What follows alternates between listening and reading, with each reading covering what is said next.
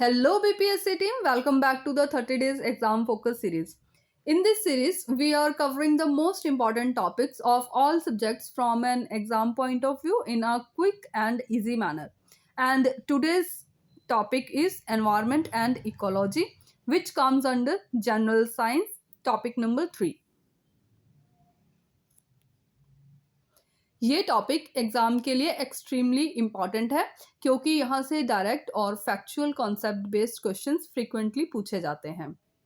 इस लेक्चर में मैं आपको एनवायरनमेंट और इकोलॉजी को बिल्कुल बेसिक से लेकर एग्जाम लेवल तक कवर करवाऊंगी विद इजी एक्सप्लेनेशन, एग्जाम्पल्स और क्विक रिवीजन पॉइंट्स। तो अगर आप लास्ट मोमेंट रिवीजन कर रहे हो या अपनी प्रेपरेशन को स्ट्रॉन्ग बनाना चाहते हो, ये लेक्चर आपके लिए बहुत हेल्पफुल होगा।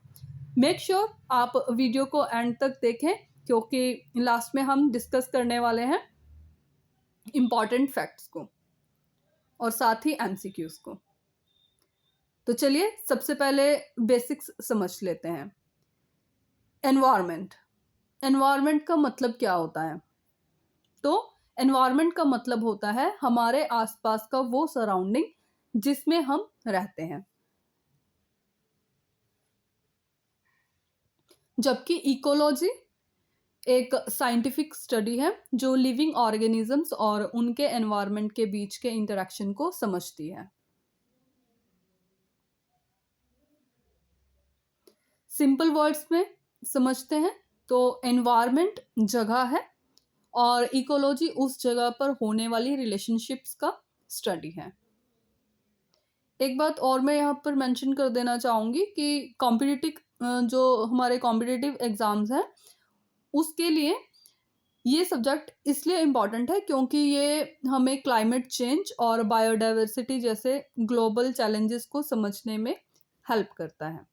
तो चैप्टर को आगे बढ़ाते हुए मैं सबसे पहले आपसे एक इंटरेस्टिंग सा सवाल पूछती हूँ। क्या आपको पता है इंडिया का सबसे पहला रामसर साइट कौन सा था? इसका आंसर आपको वीडियो के आगे मिलेगा, तो एंड तक बने रहिए। चलिए देखते हैं part number 1, ecology and ecosystem basics. सबसे पहले हम देख लेते हैं इकोलॉजी। इकोलॉजी का मतलब होता है ऑर्गेनिजम्स और उनके एनवायरनमेंट के बीच के इंटरैक्शंस का study. Biotic and abiotic factors. Next बात करते हैं इकोसिस्टम की। तो इकोसिस्टम एक फंक्शनल यूनिट होता है जहां लिविंग और नॉन लिविंग दोनों कंपोनेंट्स इंटरैक्ट करते हैं।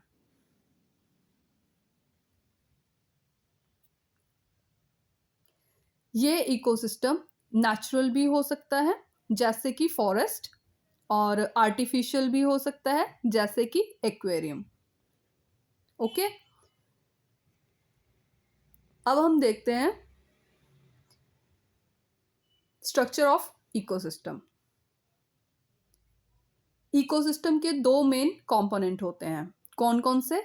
तो नंबर 1 एबायोटिक और नंबर 2 बायोटिक। सबसे पहले हम बात कर लेते हैं एबायोटिक की। एबायोटिक फैक्टर्स में नॉन लिविंग चीज़ें जैसे sunlight, temperature, water, soil, air, minerals, humidity etcetera और नेक्स्ट शामिल होते हैं। और नेक्स्ट की बात करें बायोटिक फैक्टर्स की, तो इसमें लिविंग ऑर्गेनिजम्स मिलेंगे। इसमें 3 कैटेगरीज आती हैं। नंबर 1 प्रोड्यूसर्स, प्लांट्स जो अपना फूड खुद बनाते हैं फोटोसिंथेसिस से। नंबर 2 कंज्यूमर्स मीन्स हर्बिवोरस जो प्लांट्स खाते हैं। नेक्स्ट कार्निवोर्स जो एनिमल खाते हैं। नेक्स्ट आमनिवोर्स जो दोनों खाते हैं। और लास्टली डीकम्पोजर्स, बैक्टीरिया और फंगी जो डेड ऑर्गेनिज्म को तोड़कर न्यूट्रिएंट्स वापस सॉइल में डालते हैं। नेक्स्ट बात करते हैं एनर्जी फ्लो की। इकोसिस्टम में एनर्जी फ्लो हमेशा यूनिडायरेक्शनल होता है। ये आपको याद रखना है कि कौन सी डायरेक्शन इसकी होती है, तो यूनिडायरेक्शनल। मतलब एनर्जी का फ्लो होता है सन, प्रोड्यूसर्स, कंज्यूमर्स। इसमें एक इम्पॉर्टेंट रूल फॉलो होता है 10% लॉ। मतलब सिर्फ 10% एनर्जी ही नेक्स्ट ट्रॉफिक लेवल तक ट्रांसफर होती है। फॉर एग्जाम्पल, अगर प्लांट्स के पास 1000 यूनिट्स एनर्जी है तो हार्बिवोर्स को सिर्फ 100 मिलेगी और कार्निवोर्स को सिर्फ 10। इसी वजह से फूड चेन छोटी होती है और टॉप प्रेडेटर्स कम होते हैं।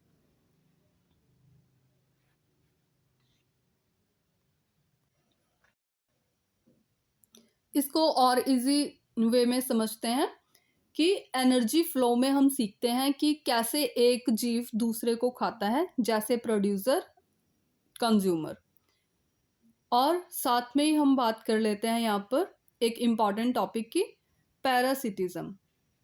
ये भी एनर्जी ट्रांसफर का ही एक तरीका है, बस फर्क ये है कि पैरासाइट अपने होस्ट को तुरंत मारता नहीं बल्कि धीरे धीरे एनर्जी लेता है। तक पर बात ही कर रहे हैं तो इसको थोड़ा सा और समझ लेते हैं। इस कंसेप्ट को साइंस में पैरासिटिज्म मीन्स परजीविता कहते हैं। इसमें एक जीव दूसरे के शरीर का यूज करके अपना गुजारा करता है। इसके अगर हम मेन पॉइंट्स को एक बार देख लेते हैं तो अगर देखें तो सबसे पहले अगर बात करते हैं पैरासाइट की, जिसे परजीवी भी कहते हैं, ये वो छोटा जीव होता है जो किसी और की बॉडी पर रहता है। इसका काम सिर्फ दूसरे से न्यूट्रिशन और रहने की जगह लेना होता है। नेक्स्ट अगर बात करें होस्ट की, तो वो बड़ा जीव, इंसान या जानवर जिसके शरीर पर पैरासाइट रहता है, उसे हम होस्ट कहते हैं। ठीक है, बेचारे होस्ट को इससे नुकसान होता है क्योंकि पैरासाइट उसकी एनर्जी चुरा लेता है। नेक्स्ट बात करते हैं लाइफ साइकिल की। पैरासाइट अपना पूरा लाइफ साइकिल होस्ट के ऊपर या अंदर बिताता है ताकि वो सरवाइव कर सके और एग्स दे सके। इसके दो बड़े टाइप्स होते हैं, जिसमें नंबर 1 है एक्टोपैरासाइट्स मीन्स बाहरी, जो शरीर के बाहर चिपके रहते हैं। फॉर एग्जाम्पल सर के लीस और कुत्तों पर होने वाले टिक्स या मॉस्किटोस। नंबर 2 एंडोपैरासाइट्स मीन्स अंदरूनी, जो शरीर के अंदर घुसकर रहते हैं। फॉर एग्जाम्पल पेट के स्टमक वॉर्म्स, कीड़े, और या मलेरिया फैलाने वाले पैरासाइट जो खून में होता है।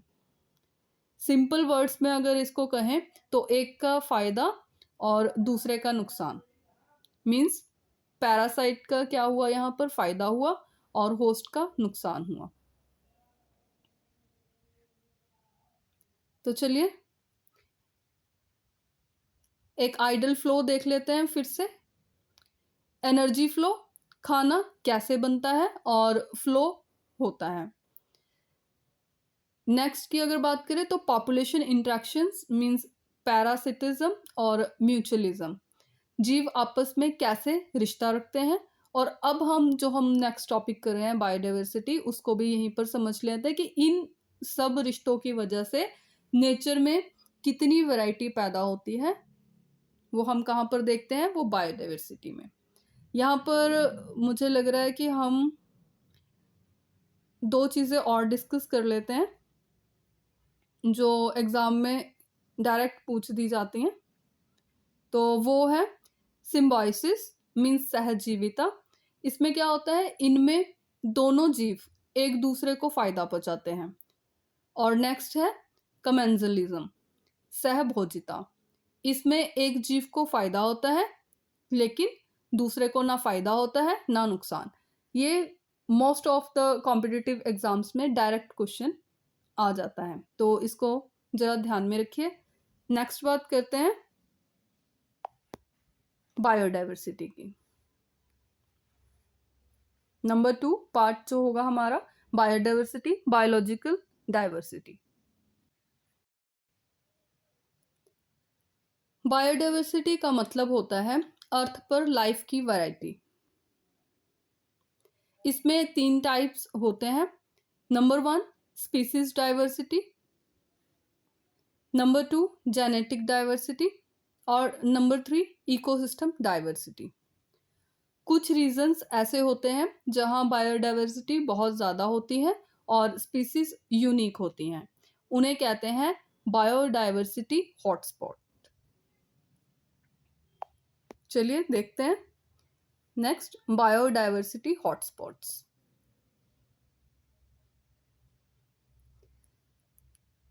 इंडियन हॉटस्पॉट्स की यहाँ पर हम बात करने वाले हैं। तो number 1 the Himalayas. Unique wild life जैसे स्नो लेपर्ड यही मिलेगा। ये कौन सी रेंज में? तो north and north east India में। नेक्स्ट बात करते हैं number 2 western Ghats. Hottest hotspot, famous for it's tropical rain forests and the lion-tailed macaw. Number 3 Indo-Burma region, northeast beyond the Himalayas, most biological diverse region known for species and the red panda. Number 4 Sundaland, ये कहाँ पर है? तो includes the Nicobar Islands. Famous किस बात के लिए है? तो फेमस फॉर निकोबार मेगापोड। ये ग्लोबली रिकॉग्नाइज्ड है किसके लिए? तो रिच मैराइन लाइफ के लिए। नेक्स्ट चलते हैं कंजर्वेशन मेथड्स पर। सबसे पहले पार्ट ए देख लेते हैं, in situ conservation. On site, natural habitat में प्रोटेक्शन, जैसे कि national parks, wild life sanctuaries और बायोस्फीयर रिजर्व। अब इसके साथ ही हम बात कर लेते हैं important national parks in India की।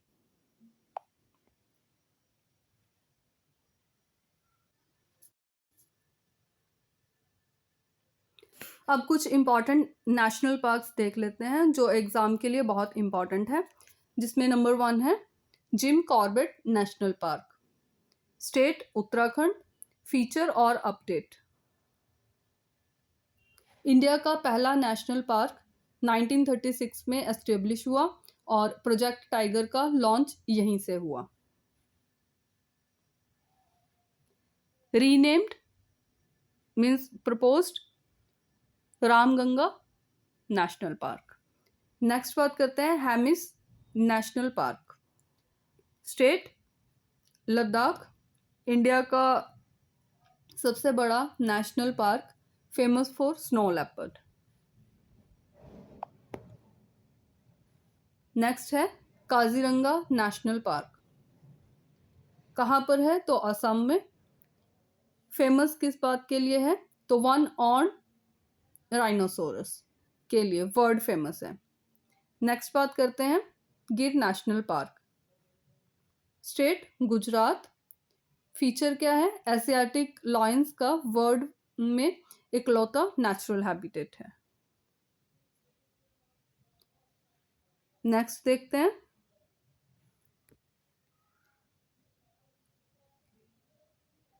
क्योलादेव घाना नेशनल पार्क, कहाँ पर है? तो राजस्थान। और फीचर्स में देखें तो बर्ड्स का पैराडाइज है, यूनेस्को वर्ल्ड हेरिटेज साइट है। नेक्स्ट है south button island national park, कहाँ पर है? तो अंडमान एंड निकोबार आइलैंड्स पे। इंडिया का स्मॉलेस्ट नेशनल पार्क।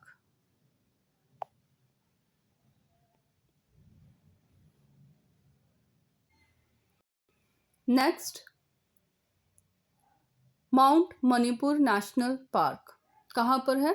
तो अंडमान एंड निकोबार आइलैंड्स पे। फीचर और अपडेट देख लेते हैं। 2021 में रीनेम हुआ माउंट हैरियट के नाम से। क्यों हुआ? तो मणिपुर फ्रीडम फाइटर्स के ऑनर में। नेक्स्ट बात करते हैं माधव नेशनल पार्क कहाँ पर है? तो Madhya Pradesh. Recently 50th tiger reserve declared हुआ 2025 में। याद रखिए 58th टाइगर रिजर्व है। Next Dehing Patkai national park कहाँ पर है? तो असम में।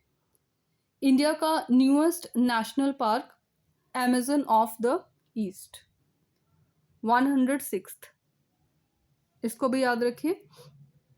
नेक्स्ट बात करते हैं कैबुल लामजाओ, स्टेट मणिपुर, वर्ल्ड का only floating national park, Sangai deer का होम। नेक्स्ट देखते हैं रायमोना नेशनल पार्क असम 2021 में डिक्लेयर हुआ, गोल्डन लंगूर के लिए फेमस है। Next the Orang national park कहाँ पर है? तो असम में। फीचर क्या है? ग्रासलैंड्स और मार्शिस एनिमल्स जैसे राइनोसोरस और एलिफेंट्स और टाइगर्स के लिए फेमस है। नेक्स्ट बात करते हैं वाल्मीकि नेशनल पार्क कहाँ पर है? तो बिहार में। ये बिहार का इकलौता नेशनल पार्क और टाइगर रिजर्व है। किसका हैबिटेट है? तो रॉयल बंगाल टाइगर का। अब कुछ इंपॉर्टेंट फैक्ट्स देख लेते हैं। नेशनल पार्क एक स्ट्रिक्टली प्रोटेक्टेड एरिया होता है जहां गवर्नमेंट वाइल्ड लाइफ और बायोडाइवर्सिटी को कंजर्व करती है। ऑब्जेक्टिव, इसका मेन ऑब्जेक्टिव होता है पूरे इकोसिस्टम को प्रोटेक्ट करना, मींस फ्लोरा फना और लैंडस्केप को, rather than a single species. यहाँ हाईएस्ट लेवल का लीगल प्रोटेक्शन होता है। प्रोटेक्शन लेवल कैसा है? तो लीगल है।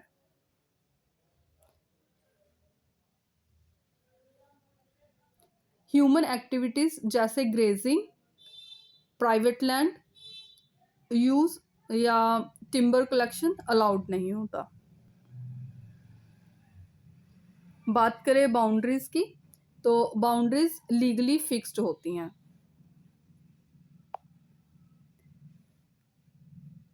बीपीएससी की फैक्ट देख लेते हैं। बिहार में सिर्फ एक नेशनल पार्क है, वाल्मीकि नेशनल पार्क। ये नेपाल के चितवन नेशनल पार्क से कनेक्टेड है। इस वजह से ये एक important international wild life corridor बनाता है जहां एनिमल्स फ्रीली मूव कर सकते हैं। इस बात को थोड़ा सा ध्यान में रख लीजिए। नेक्स्ट देखते हैं important wild life sanctuaries in India. Wild life sanctuary, Indian wild ass sanctuary. Number 1 state Gujarat, famous for और feature largest wild life sanctuary in India, only home of the Indian wild ass. Next Kutch desert sanctuary, state Gujarat, famous for the flamingo city breeding ground. Next Karakoram sanctuary, state Ladakh, famous for high altitude wildlife like Tibetan antelope means chiru. Next Nagarjuna Sagar Srisailam, state Andhra Pradesh, famous for one of the largest protected areas, famous for tigers. Next Periyar sanctuary, state Kerala, known for wild elephants and scenic lake boat safaris. Next Chilika Lake Sanctuary, state Odisha, famous for Irrawaddy dolphins and migratory birds. Next National Chambal Sanctuary, MP, UP, Rajasthan, Madhya Pradesh, Uttar Pradesh, Rajasthan. Best place to see the घड़ियाल, घड़ियाल कैसे हैं अभी? Critical endangered list में आते हैं। Next, Kaveri wild life sanctuary, state Karnataka, famous for the grizzled giant squirrel. Next, Eravikulam sanctuary, state Kerala, famous for और feature home to the largest population of Nilgiri tahr. Next, Rollapadu sanctuary, state Andhra Pradesh, famous for the great Indian bustard. Next, Sajnekhali sanctuary, state waste Bengal, famous for और feature part of Sundarbans, famous for एरोनरी and tigers. Next, central sanctuary, state waste Bengal, famous for one of the oldest sanctuaries in India. कहाँ पर है? तो Darjeeling. Next, Govind Pashu Vihar, state Uttarakhand, famous for snow leopards. Next, Pobitora sanctuary, state Assam, famous for और feature known for the highest density of one ऑन rhinos. Next, Vedanthangal Sanctuary, State Tamil Nadu, famous for or feature one of the oldest bird sanctuaries in India. अब बात करते हैं major wild life sanctuaries in Bihar district wise. Number 1, Kaimur wild life sanctuary, district Kaimur and Rohtas. Highlights for exam: largest wildlife sanctuary in Bihar, proposed second tiger reserve.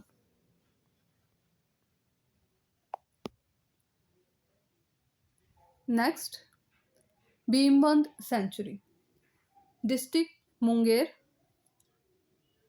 Highlights for exam: known for its natural hot water springs.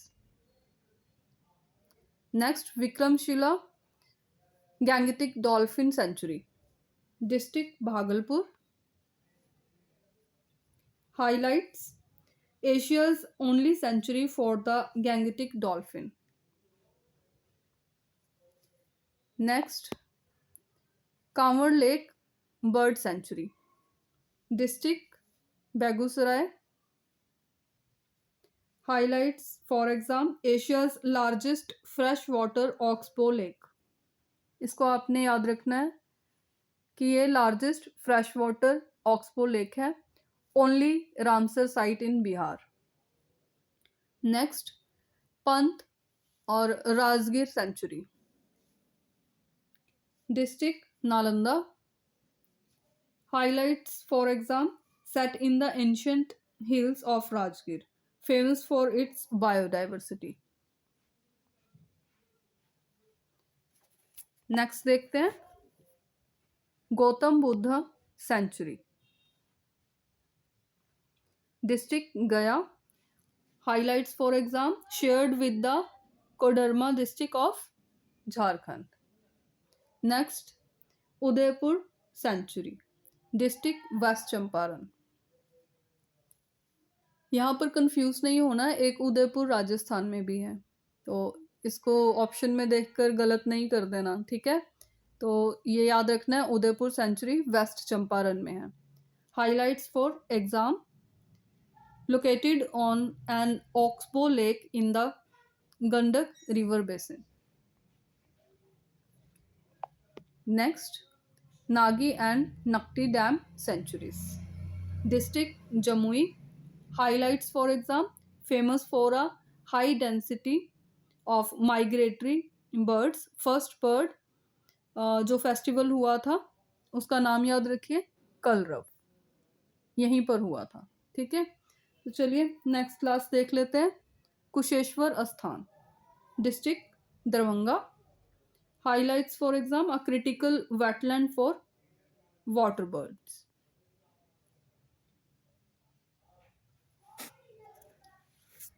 तो चलिए कुछ Bihar specific important facts देख लेते हैं जो exam के लिए important है। सबसे पहले टाइगर रिजर्व।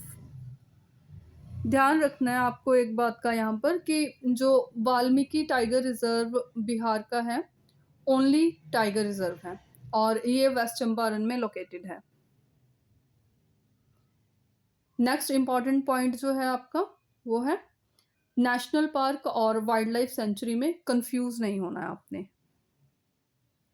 ठीक है, Kaimur wild life sanctuary Bihar का लार्जेस्ट सेंचुरी है जो अप्रोक्स 1504 स्क्वायर किलोमीटर एरिया में फैला हुआ है, जबकि वाल्मीकि बिहार का ओनली नेशनल पार्क है। So don't be confuse. Next बात करते हैं रीसेंट डेवलपमेंट की। बिहार ने रिसेंटली अपना first state bird festival launch किया, वो है कलरव। कहाँ हुआ? At the Nagi Nakti bird sanctuary. ये festival Nagi Nakti bird sanctuary में ऑर्गेनाइज किया गया है और ये गवर्नमेंट इनिशिएटिव है, इसलिए इसका नाम एग्जैक्ट याद रखना बहुत इंपॉर्टेंट है। नेक्स्ट अपडेट देख लेते हैं। तो बिहार गवर्नमेंट ने प्रपोज किया है कि कैमूर वाइल्ड लाइफ सेंचुरी में स्टेट का सेकंड टाइगर रिजर्व डेवलप किया जाएगा।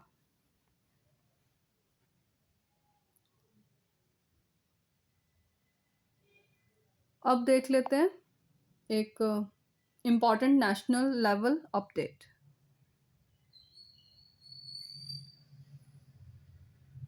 इंडिया का first dolphin research centre, national dolphin research centre NDRC, जो पटना में लोकेटेड है, अब फुली ऑपरेशनल हो चुका है। इसका सिग्निफिकेंस क्या है? तो ये एक प्रीमियर रिसर्च हब है जहाँ पर गैंगेटिक डॉल्फिन पर स्टडी और कंजर्वेशन का काम किया जाता है। और याद रखिए गैंगेटिक डॉल्फिन इंडिया का नेशनल एक्वेटिक एनिमल भी है। ये सारे पॉइंट्स करंट अफेयर्स बेस्ड हैं और एग्जाम में डायरेक्ट पूछे जा सकते हैं, तो इन्हें अच्छे से याद रखिए।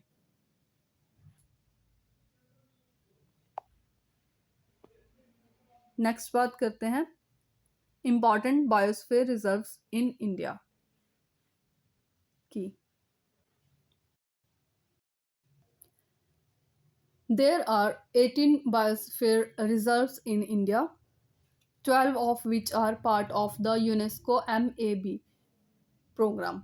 MAB का मतलब क्या है यहाँ पर? Man and the biosphere. तो चलिए जल्दी से देख लेते हैं।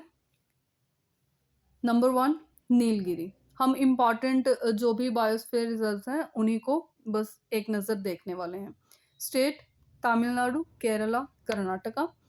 और फीचर की बात करें या वाई इट्स इम्पॉर्टेंट, तो देख लेते हैं। India's first biosphere reserve 1986, famous for the lion tailed macaque. Next gulf of Mannar, state Tamil Nadu. India's first marine biosphere reserve, famous for dugong means sea cows, ये याद रख लेना। चलिए नेक्स्ट देख लेते हैं Sundarbans, state waste Bengal. Feature world's largest mangrove delta, home to the royal Bengal tiger. Next Nanda Devi, state Uttarakhand, feature a UNESCO World Heritage Site located in the Himalayas. Next, Pachmadi, state Madhya Pradesh, feature located in the Satpura range, represents the transition between east and west forest types. Next, Great Run of Kutch, state Gujarat, feature India's largest biosphere reserve by total area. ये आपको याद रखना है कि by total area ये India का largest biosphere reserve है. Next, Dibru Saikhowa, state Assam, feature India's smallest biosphere reserve. Next, Panna, state Madhya Pradesh, feature the latest means 12th biosphere reserve to be added to UNESCO's world network list, MAB, Man and the Biosphere. Next, Agasthyamala, state Kerala and Tamil Nadu, feature located at the southernmost end of the Western Ghats. Next, Nokrek या Nakrek, state Meghalaya, feature a hotspot in the Garo Hills, famous for citrus fruit diversity. Citrus fruit means खट्टे fruits की diversity है यहाँ पर. अब quick revision देख लेते हैं जल्दी से. Number 1, UNESCO status. Out of 18 biosphere reserves in India, 12 are recognized under the UNESCO MAB program, means Man and the Biosphere program. Number 2, Bihar status की बात करें तो इम्पॉर्टेंट नोट यहाँ पर नोटिस कर लेते हैं. Bihar currently has no designated biosphere reserve, इसलिए एग्ज़ाम में गलत टिक नहीं लगा के आना. ठीक है. नेक्स्ट देख लेते हैं. Number 3, hierarchy of protection. ये बहुत इंपॉर्टेंट है. ठीक है. Biosphere reserve largest area, national park का मीडियम एरिया और वाइल्ड लाइफ सेंचुरी का स्पेसिफिक एरिया. ठीक है. बायोस्फीयर रिजर्व की बात करें तो protects the whole ecosystem and human communities. National park का मीडियम एरिया है तो यहाँ पर क्या होता है तो स्ट्रिक्टली फॉर वाइल्ड लाइफ और नो ह्यूमन एक्टिविटी. ये आपको याद रखना है कि यहाँ पर किसी भी तरह का ह्यूमन एक्टिविटी नहीं होता. कहाँ पर तो नेशनल पार्क में. नेक्स्ट है wild life sanctuary. Specific area इसका होता है तो often for a particular species, limited human activity allowed. ये कई बार ऐसे ही क्वेश्चन एज इट इज पूछ देता है. ठीक है. तो चलिए नेक्स्ट बात करते हैं पार्ट बी की, जो है ex-situ means of site, protecting outside natural habitat.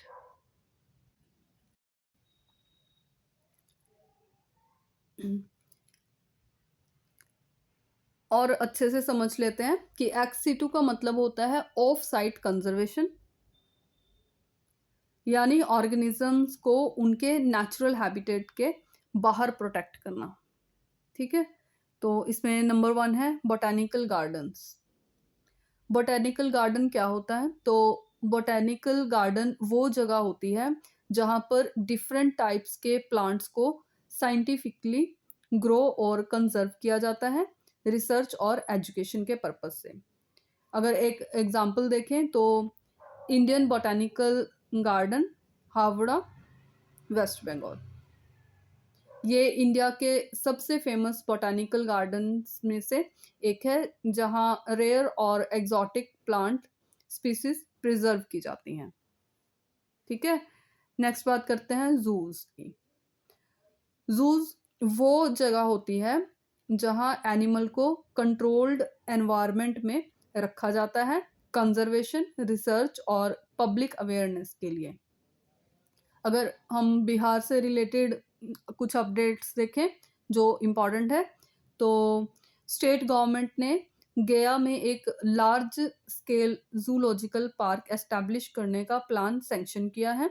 ये बिहार का थर्ड मेजर जू फैसिलिटी होगा after Sanjay Gandhi biological park Patna और राजगीर जू सफारी। ठीक, अब बात करते हैं number 3, gene bank. Gene bank क्या होता है?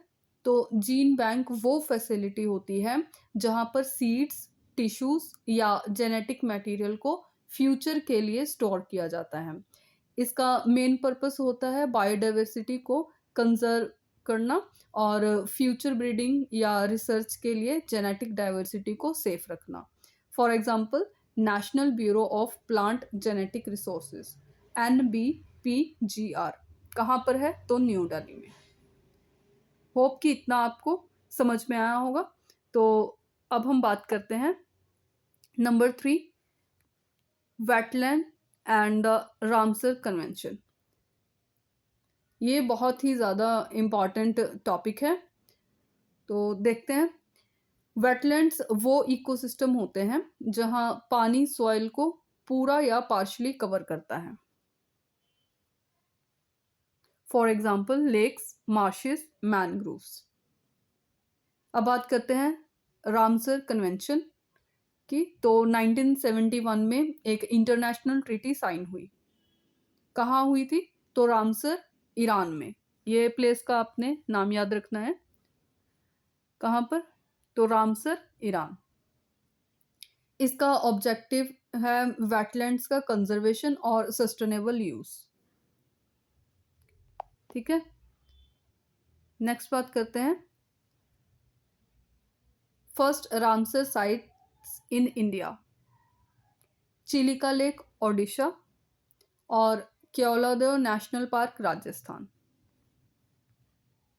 दोनों 1981 में डेजिग्नेट हुए थे। अब देख लेते हैं करंट स्टेटस। इंडिया के पास साउथ एशिया में सबसे ज़्यादा रामसर साइट्स हैं। 2025-26 तक इंडिया में टोटल 98 रामसर साइट्स हैं। ये डाटा कब तक का है? तो February 26 तक का है। ठीक है,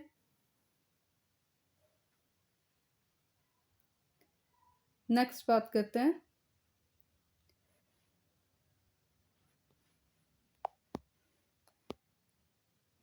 डेफिनेशन ऑफ अ वेटलैंड।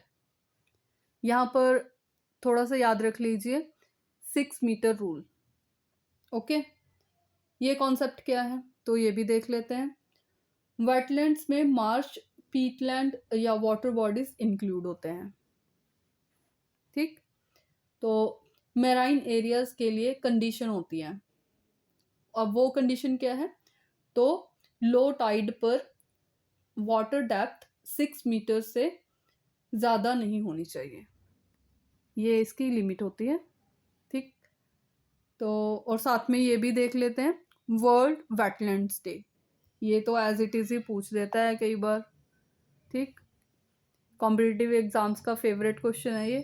2 फरवरी, ये याद रखिए आप, आंसर आएगा इसका। ठीक, 1971 कन्वेंशन के साइनिंग को मार्क करता है। ये 2 फेब क्या करता है? जो कन्वेंशन हुआ था ना रामसर साइट्स का, रामसर में, ईरान में, तो 1971 में, तो वहाँ पर जो साइनिंग हुई थी ना, तो उसको ही मार्क करता है। अब देखते हैं आगे इम्पॉर्टेंट रामसर साइट्स या wetlands. Chilika lake, Odisha, India's first Ramsar site 1981 और लार्जेस्ट कोस्टल लगून। नेक्स्ट बात करेंगे सुंदरवन वेटलैंड की। तो स्टेट वेस्ट बंगाल है। इम्पॉर्टेंस क्या है? तो India's largest Ramsar site by area. ये आप याद रखिएगा कि कौन सी रामसर साइट है जो एरिया में बड़ी है या छोटी है। ठीक है, ये एज इट इज़ ही पूछ दिए जाते हैं कॉम्पिटिटिव एग्जाम्स में क्वेश्चन। नेक्स्ट है Renuka wetland, state Himachal Pradesh, importance क्या है, India's smallest Ramsar site. Next है कांवर ताल, कहाँ पर है, तो बिहार में, Bihar only Ramsar site designated in 2020। Next Loktak lake, ये तो बहुत ही फेवरेट है एग्जाम पॉइंट ऑफ व्यू से। State Manipur, importance famous for floating vegetation, part of the Montreux record. अब जल्दी से एक्सपेंशन ऑफ रामसर साइट्स को देख लेते हैं, न्यू वेटलैंड्स की बात करेंगे इसमें, ठीक है।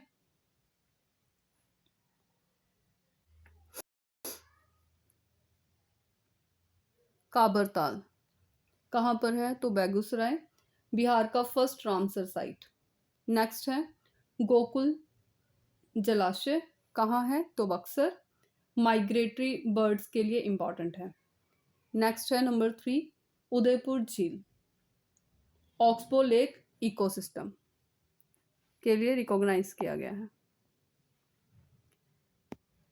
अब हम जल्दी से देख लेते हैं एक summary table.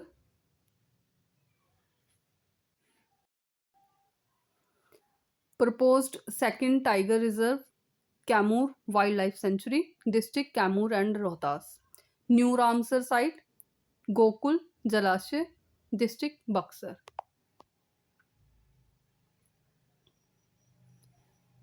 Next new Ramsar site Udaipur Jheel West Champaran. New zoo location Gaya zoo proposed, कहाँ पर है, तो गया में। Next dolphin research centre NDRC, कहाँ, तो पटना। जैसे कि अभी हम पीछे भी बात करके आए थे कि 2 फरवरी जो है आपका वेटलैंड डे होता है, और इसका थीम देख लेते हैं, wetlands and traditional knowledge celebrating cultural heritage. Anniversary, the 2026 celebrations also mark the 50th World Wetlands Day। याद रखना है आपको कितना है, तो 50th। Focus the role of indigenous and traditional knowledge in protecting wetland ecosystems।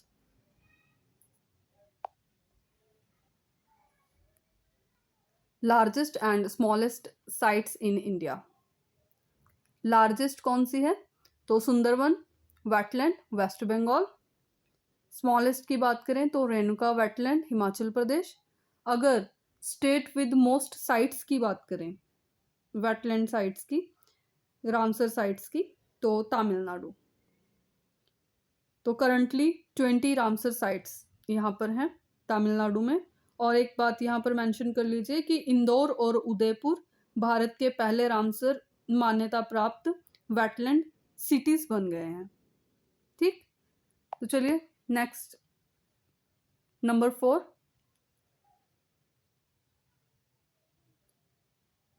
Environment concepts and terms, जिसमें हम सबसे पहले बात करेंगे इकोलॉजिकल नीश, किसी ऑर्गेनिज्म का रोल या प्रोफेशन इकोसिस्टम में। द फंक्शनल रोल और profession of a species within an ecosystem.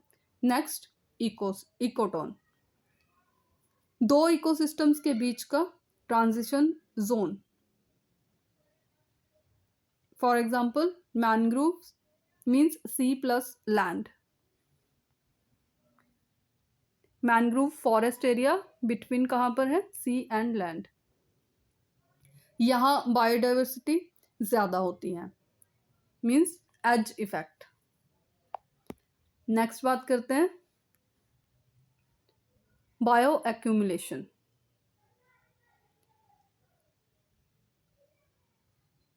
अब इसका क्या मतलब है, एक ऑर्गेनिज्म में टॉक्सिन्स का जमा होना, ठीक है। नेक्स्ट है बायोमैग्निफिकेशन, इसमें क्या होता है, फूड चेन में ऊपर जाते जाते टॉक्सिन्स का भी कॉन्सेंट्रेशन बढ़ना। For example DDT in birds.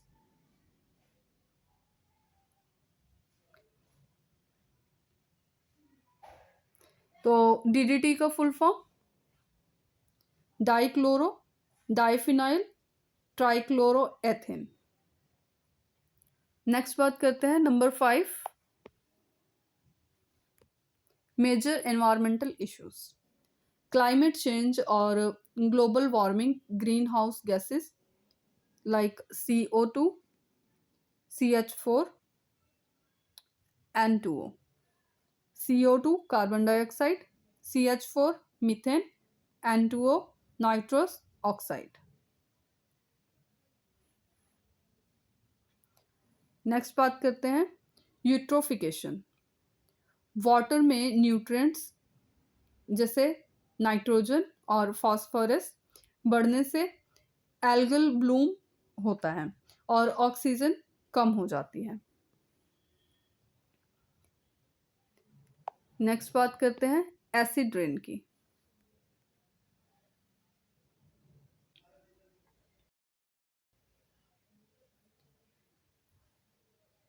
अब देखते हैं एसिड रेन एंड ताजमहल, दोनों को एक साथ देख लेते हैं। तो acid rain SO2 means sulphur dioxide और NO2 मीन्स नाइट्रोजन डाइऑक्साइड से होती हैं। ये गैसेस एटमॉस्फेयर में रिएक्ट करके सल्फ्यूरिक एसिड और नाइट्रिक एसिड बनाती हैं।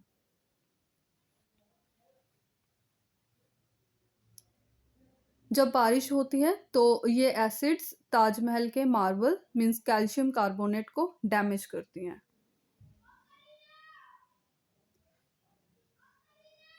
ठीक है, तो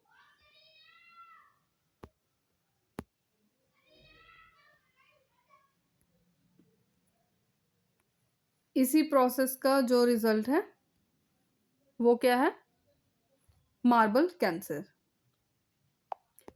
नेक्स्ट बात करते हैं नंबर 2, पार्टिकुलेट मैटर,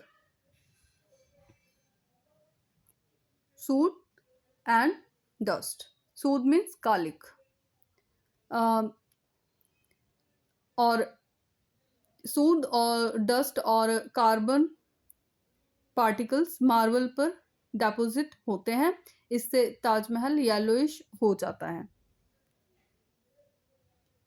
अगर बायोलॉजिकल फैक्टर्स देखें तो इंसेक्ट्स का एक्सक्रीटा इंसेक्ट्स के वेस्ट से स्टेन पड़ते हैं।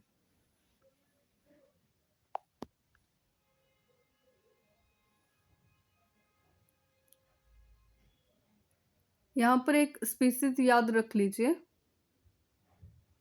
इंसेक्ट की स्पीसीज गोएल्डी चिरोनोमस।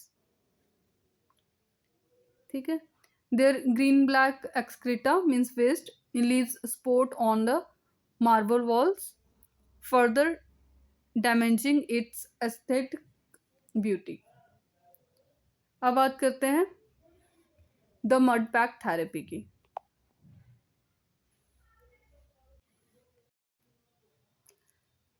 मड पैक थेरेपी के थ्रू ताजमहल को रिस्टोर किया जाता है।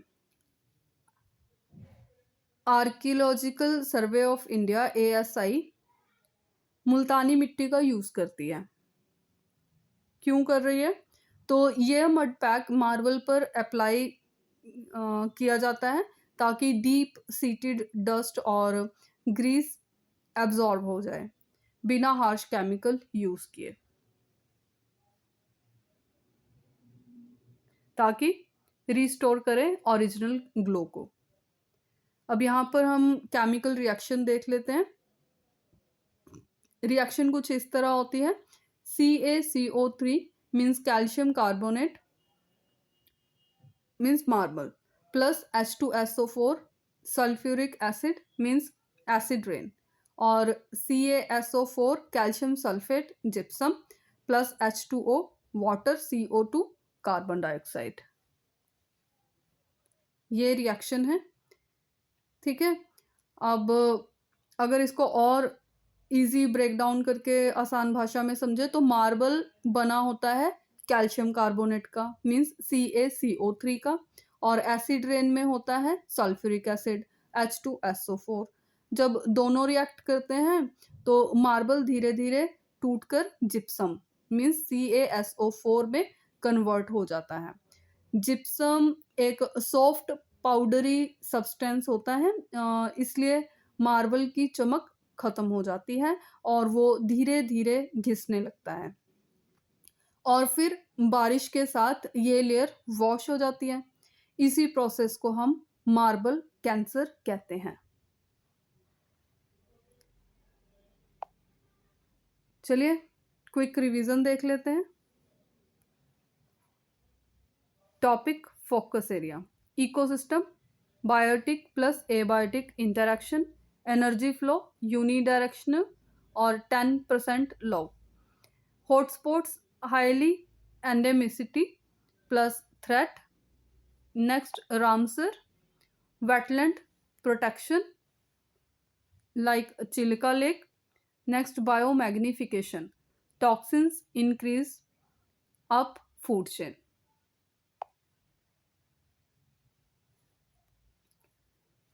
इससे पहले हम थोड़ा सा ग्लोबल लिंक देख लेते हैं, ठीक है, क्योंकि वो भी मिस नहीं होना चाहिए, नहीं तो फिर ये लेक्चर थोड़ा सा अधूरा लगेगा। तो हम ग्लोबल लिंक में किसकी बात करेंगे? क्लाइमेट चेंज और एग्रीमेंट्स की।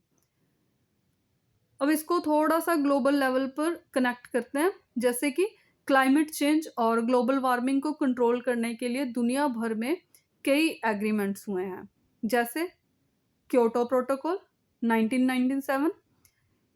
अब इसका एम क्या था? तो इसका एम था ग्रीन हाउस गैस एमिशन को कम करना, ठीक। फिर हुआ पेरिस एग्रीमेंट 2015 में। इसमें क्या हुआ? तो कंट्रीज ने मिलकर डिसाइड किया कि ग्लोबल टेम्परेचर राइज को 2 डिग्री सेल्सियस से नीचे और आइडली 1.5 डिग्री सेल्सियस तक लिमिट करना है। अगर इसको हम करंट अपडेट्स के साथ जोड़कर देखें तो आज के टाइम पर फोकस है renewable energy like solar wind और कार्बन न्यूट्रलिटी और सस्टेनेबल डेवलपमेंट पर इसका फोकस है। इंडिया का टारगेट है net zero bye 2070। Okay.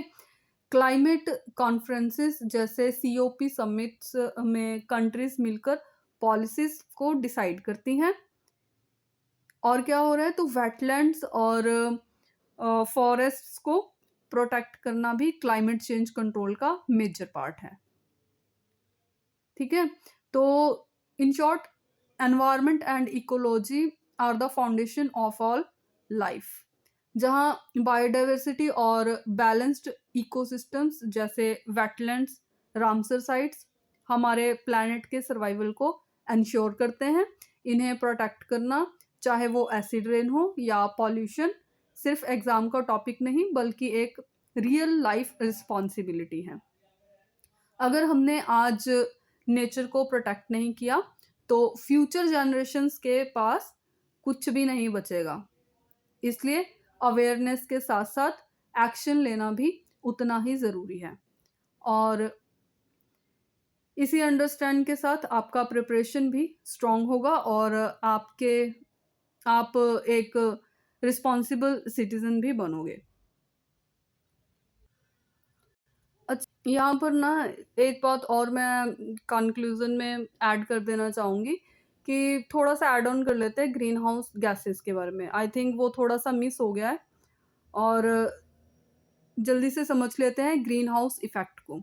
Green house gases जैसे CO2 like means carbon dioxide, CH4 methane और N2O नाइट्रोस ऑक्साइड एटमॉस्फेयर में हीट को ट्रैप करती हैं।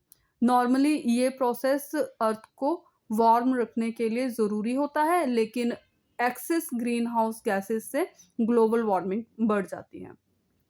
इससे क्या होता है? तो इससे ग्लेशियर्स मेल्ट हो रहे हैं, सी लेवल राइज हो रहा है और क्लाइमेट पैटर्न चेंज हो रहे हैं। इसी वजह से ग्रीन हाउस गैस एमिशंस को कंट्रोल करना बहुत ज़रूरी है, और यही रीज़न है कि ग्लोबल लेवल पर क्लाइमेट एग्रीमेंट्स और सस्टेनेबिलिटी एफर्ट्स इतने इम्पॉर्टेंट हो गए हैं। और साथ ही इसमें थोड़ा सा और मेंशन कर लेते हैं कि एटमॉस्फेयर में जो ग्रीन हाउस गैसेस का अप्रॉक्सीमेट कंट्रीब्यूशन है वो किस तरह से होता है। जो अप्रॉक्सीमेट कंट्रीब्यूशन है वो इस तरह से होता है कि CO2 लगभग 76% कंट्रीब्यूशन सबसे ज़्यादा रिस्पॉन्सिबल है ग्लोबल वार्मिंग के लिए। CH4 मीथेन अराउंड 16% क्वांटिटी कम है लेकिन CO2 से ज़्यादा पावरफुल हीट ट्रैप करता है। N2O मीन्स नाइट्रस ऑक्साइड की बात करें तो अराउंड 6% लॉन्ग लास्टिंग गैस है और काफ़ी हार्मफुल होती है। बाकी गैसेस जैसे वाटर वेपर और ओजोन भी रोल प्ले करती हैं। अगर बात करें हार्मफुल लेवल की तो हार्मफुल लेवल को ठीक से समझ लेते हैं। CO2 high quantity major contributor, methane most powerful in short term, N2O long term dangerous gas. So excess green house gases की वजह से अर्थ का टेम्परेचर कॉन्टिन्यूसली बढ़ रहा है। इसको हम एनहांस्ड ग्रीन हाउस इफेक्ट कहते हैं जो क्लाइमेट चेंज का मेन रीज़न है। अब जल्दी से इसको कंक्लूड कर लेते हैं। इसलिए ग्रीन हाउस गैसेस को कंट्रोल करना सिर्फ एनवायरनमेंट के लिए नहीं बल्कि ह्यूमन सर्वाइवल के लिए भी एक्सट्रीमली इम्पॉर्टेंट है। तो चलिए अब इसी के साथ में हम डिस्कस कर लेते हैं MCQs। इसको भी नहीं छोड़ सकते ना, तो चलिए देखते हैं। Number 1, which of the following is considered an artificial ecosystem? Forest, pond, aquarium, lake. Number 2, what is the 10% law in an ecosystem related to energy transfer from one trophic level to the next, population growth, species extinction rate, water cycle efficiency. Number 3, the transition zone between two distinct ecosystems, example between a forest and grassland, is called ecological niche, ecotone, ecosystem, biome. Number 4, who is known as the father of ecology in India?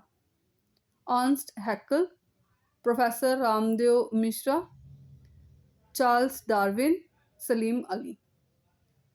Next, number 5, species that are found only in one specific geographic area and nowhere else are known as extinct species, invasive species, endemic species, keystone species. Number 6, which of the following is an example of ex situ conservation? National parks, botanical gardens, wildlife sanctuaries, biosphere reserves. Next, number 7, which region in India is recognized as a major biodiversity hotspot?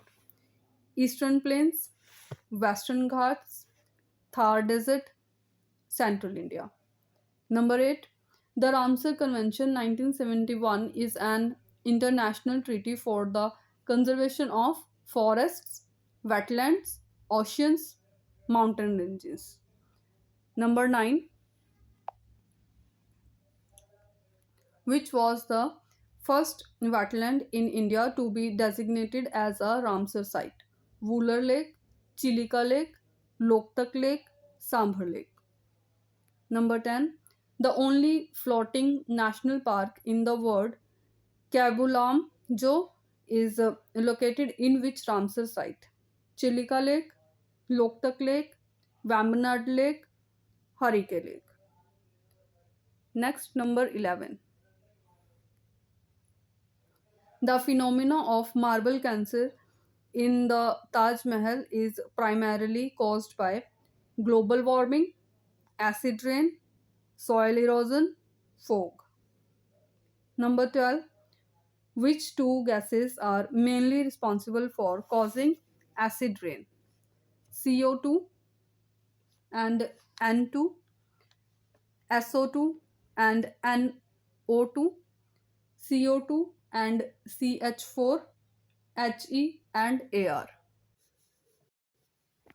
Make sure to write your answers in the comment section. So, this was all about today's discussion. I hope this session helped you revise the important concepts in a clear and structured manner. If you found this useful, you can share it with other aspirants and stay connected for upcoming sessions. We will continue with more important topics in the next class. Thank you.